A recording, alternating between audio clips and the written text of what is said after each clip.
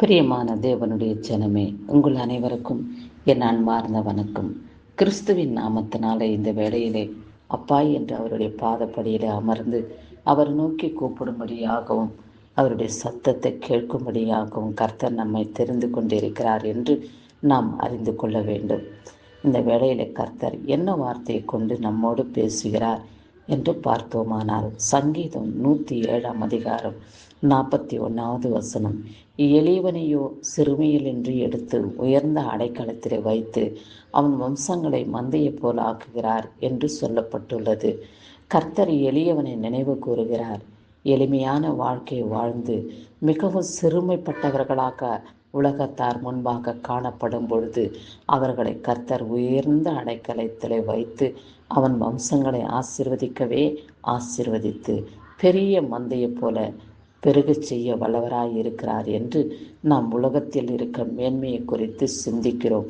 ஆனால் கர்த்தராகிய இயேசு கிறிஸ்து எளியவன் என்றால் என்ன, சிறுமைப்பட்டவர்கள் என்றால் என்ன என்று நாம் யோசிக்கும் பொழுது, கர்த்தருடைய பார்வையின் பிரகாரம் நாம் நடந்து கொள்ளும் பொழுது, இதோ பலவிதமான காரியங்களை, நன்மையான செயல்பாடுகளை நாம் செய்து கர்த்தருக்கு சித்தமானபடி நாம் வாழ முயற்சிப்போம்.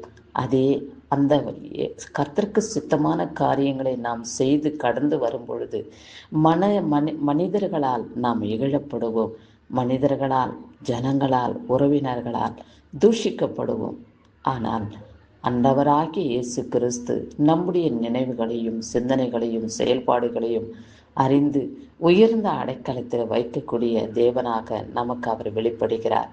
எப்படி உயர்ந்த அடைக்கலத்தில் சேரக்கூடியவர்களாக இருப்போம் என்றால், பரலோக ராஜ்யத்திலே நாம் சேரும் பொழுது, பரலோக ராஜ்யத்திலே பலவிதமான தூதர்கள் மத்தியிலே நாம் வாழும் பொழுது உயர்ந்த அடைக்கலம் தானே.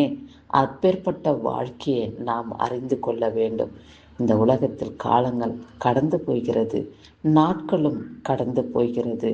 ஆனால் இந்த உலகத்தில் உள்ளவைகள் எவைகளையும் நாம் சொந்தமாக்கி கொள்ள முடியாது என்பது பிரசங்கி சொன்னது போல, மாயே மாயே எல்லாம் மாயே என்று பிரசங்கி சொல்லி நமக்கு உண்மையை வெளிப்படுத்துகிறார். இந்த மாயான உலகத்திலே வாழ்ந்து வருகிற நாம் உயர்ந்த அடைக்கலத்திலே வைக்கப்பட்டவர்களாக நாம் தெரிந்து கொள்ளப்படுகிறோம் என்று நாம் அறிந்து கொள்ள வேண்டும்.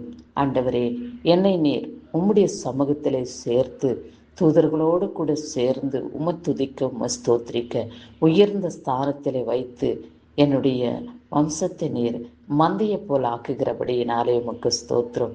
வம்சம் என்றால் என்ன?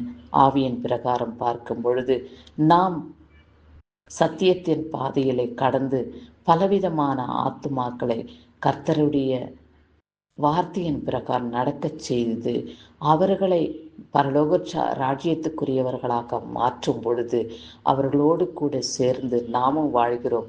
அதுதான் வம்சம். அதுதான் கர்த்தர் தெரிந்து கொண்ட மந்தை பெரிதாக காணப்படும்.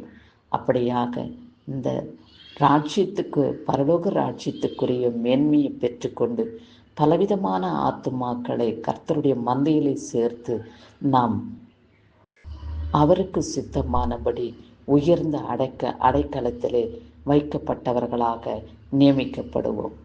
சரி, இந்நாளிலே பிறந்த நாளையும் திருமண நாளையும் காண்கின்றவர்களை கர்த்தர் ஆசீர்வதிக்கவே ஆசீர்வதித்து காத்து ரட்சித்துக் கொள்வாராக. அவருடைய மகிமுள்ள கரம் அவர்களை ஏந்தி பரிசுத்தப்படுத்தட்டும். கர்த்தருடைய மந்தையாக அவர்கள் சேர்க்கப்படட்டும். கர்த்தருடைய சன்னதியிலே அவர்கள் சேரும் பொழுது பெருங்கூட்டமாக, கர்த்தருடைய சேனையாக அவருக்கு முன்பாக நிறுத்தப்படுவார்கள். அப்படியாக நீங்களும் கூட, என் தகப்பனே, நாங்கள் உம்முடைய மந்தையிலே சேர எங்களுடைய சிறுமையும் எளிமையுமான வாழ்க்கையை மாற்றும்.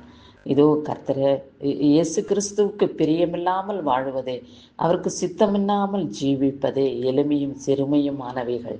அவைகளெல்லாம் நாம் மறந்து தள்ளிவிட்டு இயேசுவுக்கு முன்பாக உயர்த்தப்பட்டவர்களா நேர்மையும் சத்தியமும் ஜீவனமுள்ள தேவனை ஸ்தோத்திரித்து அவரை போல நாம் பூமியிலே வாழ்ந்து மேன்மையை, கர்த்தருடைய மகிமையின் மேன்மையை பெற்றுக்கொள்ள ஆயத்தமாக்கப்படுவோம்.